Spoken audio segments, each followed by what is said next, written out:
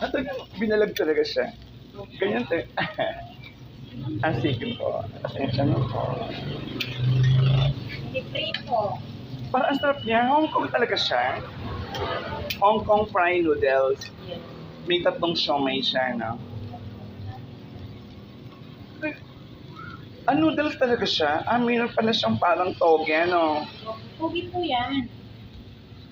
Etong hiblang to, Noodles po. noodles na may toge. Ito yung Hong Kong fried noodles. Guys, worth 49 pesos lang. Titikman ko pa lang kung masarap. Lagi ko siya natadaan na parang nananakam ako. Finally, eto, mabibili ko na Lagay siya. niyo po lahat masarap. Lahat ng sus lagay niyo masarap. Kasi ate, ang ganda. Oh, di ba?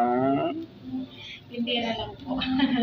Nagaganda-gandahan lang. Kasi ganyan lang yung pag-pray niya. Hindi siya... Opo, mas babalik ka rin nyo pag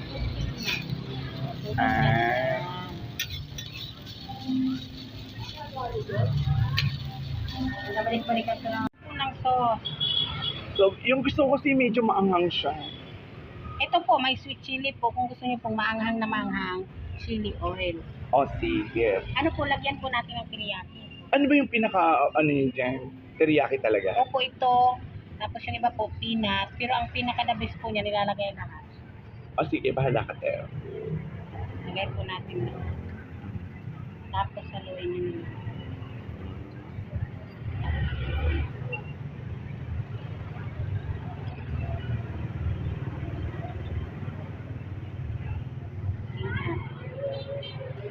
Kung gusto niyo po, kung ayaw niyo po nito, ito na lang ipapalit natin. Okay. Oyster. Papatigin ko kay mama. Lagyan mo ng chili. Lahat pala ng ito silalagay. Oo, para masarap po. Yan po ang pinaka-ano dito. Konti lang, kasi maalat na po yun. Ano po ba kaunti lang dito? Kailangan po nito eh. Sige ba, dagdagan mo pa? Okay na po to. May hindi ako sa maanghang. Okay na po, sir. Ayan. Dagdagan mo pa. Dagdagan mo. Oo, dagdagan mo pa.